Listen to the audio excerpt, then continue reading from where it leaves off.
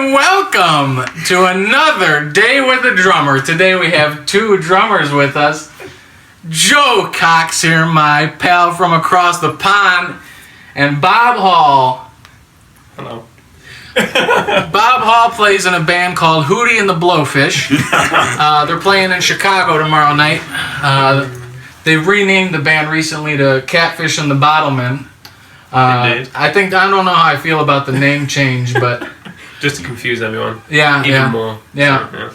So we're here today to talk drums because that's what we've been doing all day long now. Right. I picked these boys up in Chicago. Went over to Chicago Music Exchange. Didn't buy anything. Went to Rock and Roll Vintage. Didn't buy anything.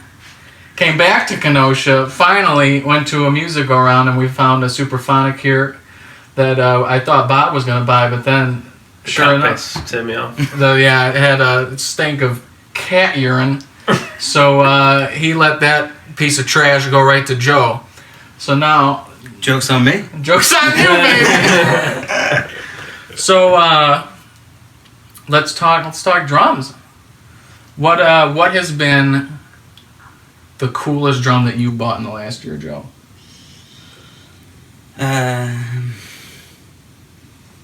You go first. Oh, you go first. Because you've had many.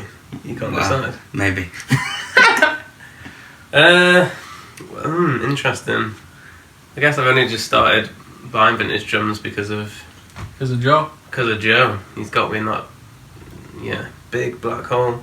I bought a nice Slingland off him, which is now like reignited like my practice really, because now I've got a kit when I go home off tour, and it's just there sitting waiting for me. So especially as it's such like a gem as well, it's nice like Gene Cooper, the white satin flame, and it sounds great. So I'd say that's like being the best buy and like inspiring, I guess. Sweet.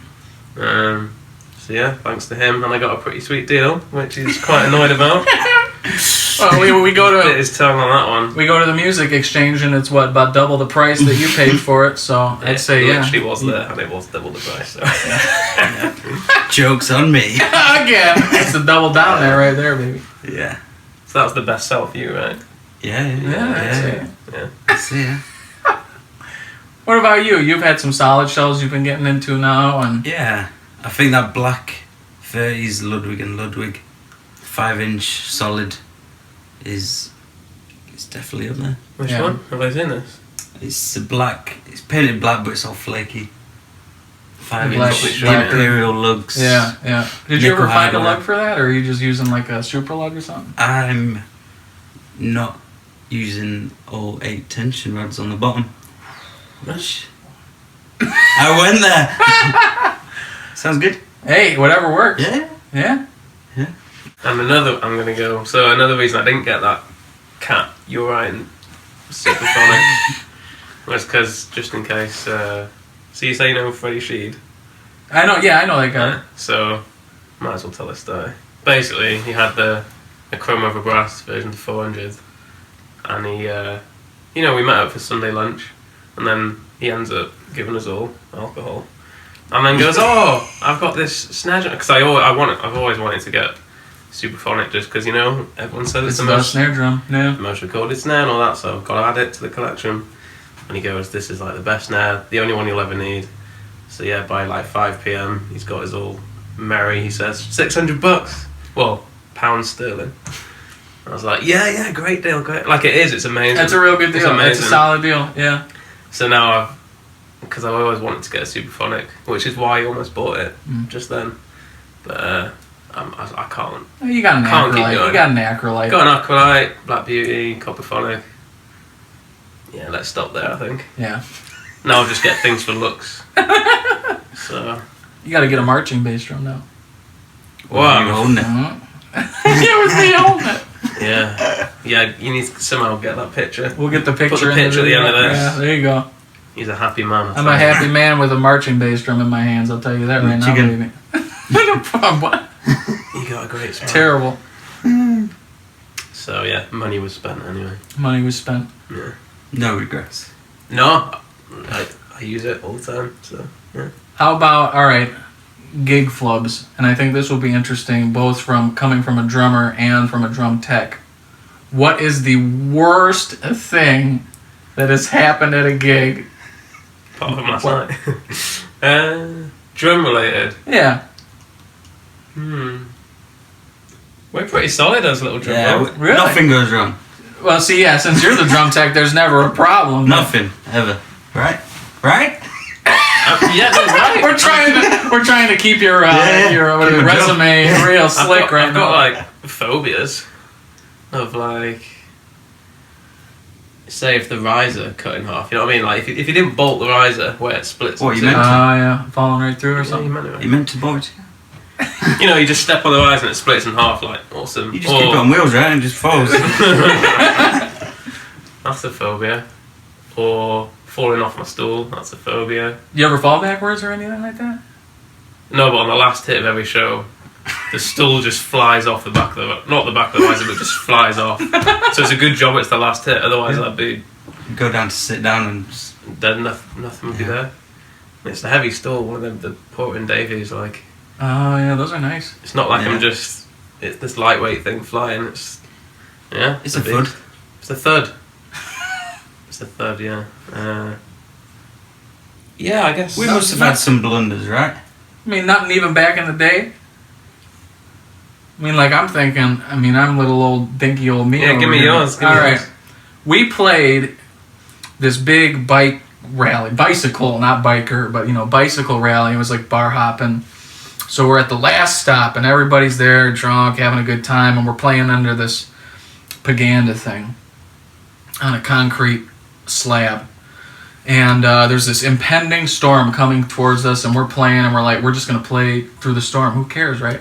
Well, no one told us the concrete was poured incorrectly, so it all pooled right to where our gear was.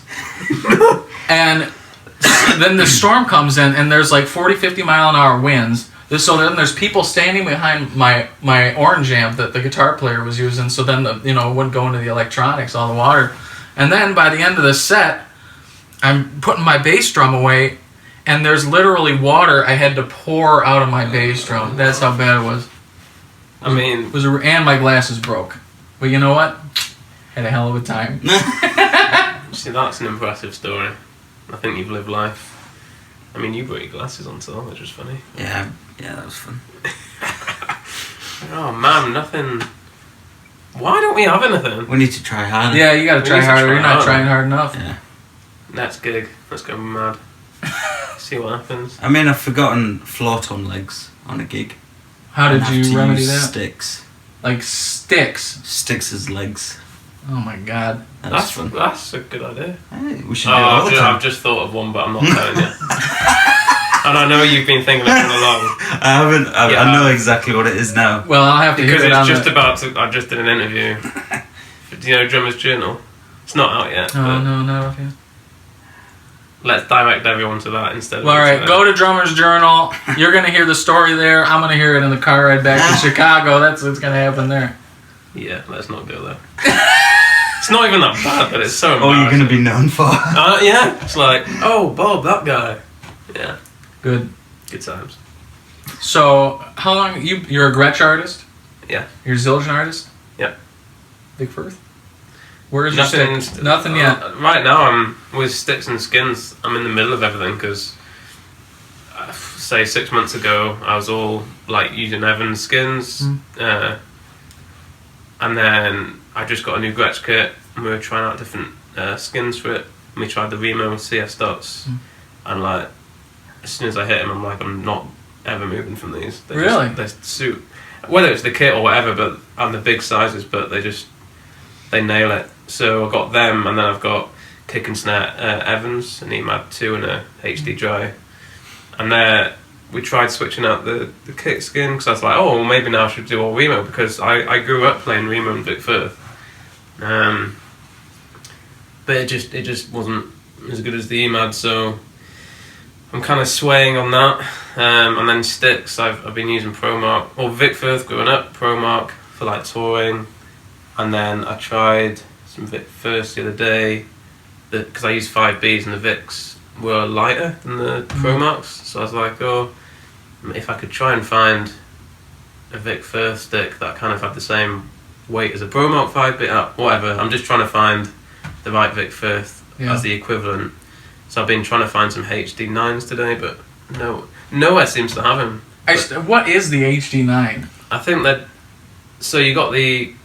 Basically, I'm just looking for a step up from the 5B. Mm-hmm. But if you do Extreme 5B, they're too long. Did you try a 3A?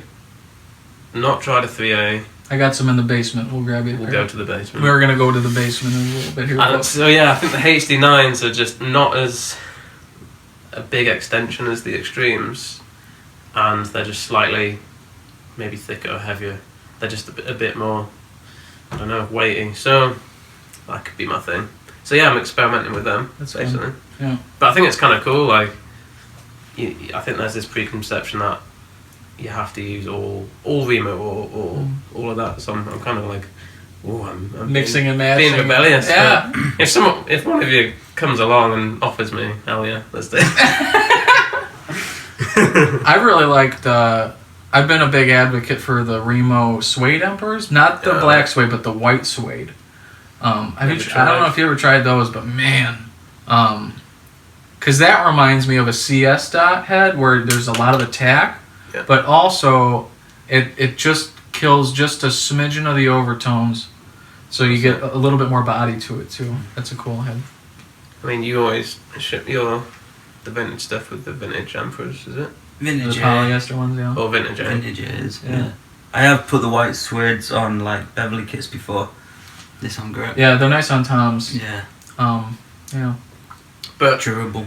Yesterday, I mean, this is pretty random, but we were going. It was Dave who mentioned on snares. There's this thing that you have to have a coated head on it, but in my situation anyway, I'm not using brushes or why don't I have a clear head? But 99% of drummers will have coated just for that off chance you're going to get a jazz gig tomorrow, you know. So I'm thinking, let's be even more rebellious and get a clear snare head. Let's go crazy. Could be a thing. P77.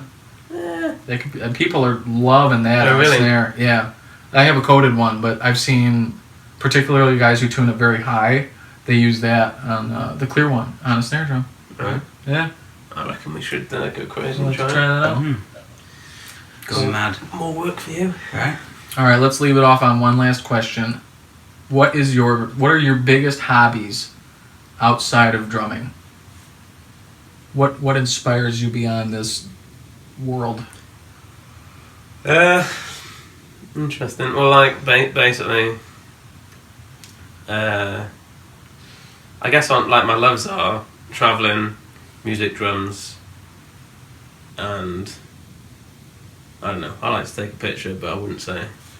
I don't know. Basically, without our touring life, I pretty much tick all my interests because I love to travel, and like my aim in life is to realistically go to every country possible and just see as much as I can. We're doing that at the minute. We're going all across America and plans for next year for like Australia, Japan and stuff. So I guess if I wasn't drumming, I'd be travelling.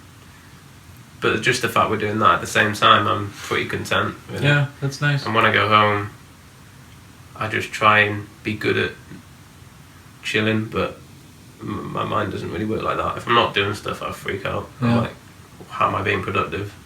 So yeah, hence why I got that room back in London with that kit. Like, yeah, just keep drumming, basically. What do you do, Joe? I like coffee. You do like coffee. I didn't realize there's like such a coffee. straight to the point. I'm like, oh, blah, blah, blah, blah. That's what I do. It's nice. Coffee's good. Yeah, I right. love caffeine, man. Coffee, I think, is a very American. I mean, we have really developed this whole coffee culture too. So, To be fair, like in the past couple of years, I've realised the power of coffee, and now I see there's a whole social aspect to it. There is, yeah. Now I'm like, oh, do you want to go out for coffee and stuff? It's this whole new excuse to go out and meet people. Yeah. So a little bit more healthy than going out for a few brews at the the bar too. Yeah. yeah. Yeah. So there we go. All right. What are your hobbies? Do I have hobbies? Well, what do you do? I like to bake. We did have a bite of his. Yeah, my mom made some caramelitas, and holy Very moly, good. very good. You'll have to include the recipe. I will. I'll include the recipe in the show notes. And then, what else? I like to hike and walk and kind of get out in nature, that kind of thing. Oh yeah. I'm gonna do that as well. Sweet. I should've We're said gonna show these boys the Kenosha sand dunes for the one person from Kenosha who watches this video. They'll be like, "Oh, the sand dunes." Yeah. What else do I do? I like to go. I like bowling. I don't get to bowl as much as I used to. I think that's You get competitive though. Like if we took you out, you'd. Oh, I would. Yeah, I would try to. I would go hard in the paint. Yeah. Right. My brother's way better than I am. He's bowled a 299. What? Yeah. Well, yeah. I'm lucky to reach 100, man. Yeah. But yeah, and that's about it. And then the drumming thing. So. We've got into ping pong, haven't we? Actually. Ooh, ping pong. Yeah. If you want competitiveness, then. Yeah. If you want to see us not get on. Yeah. That's that would fold up nice enough where you could put that in the trailer and haul it around. There's words been spoken. Yeah. Could be a thing. That could be a thing. Catfish and the ping pong men. How about that, huh? Aye. Maybe we should change it to that. Yeah, next, it sounds better than Hootie and the Blowfish. So. All right. Well, thank you for joining us. We're gonna go back and get in the car with Joe's cat piss snare drum and head right back down south to Chicago. Catch Hootie and the Blowfish on VH1. I don't know where else you're gonna find that band. Have a good one.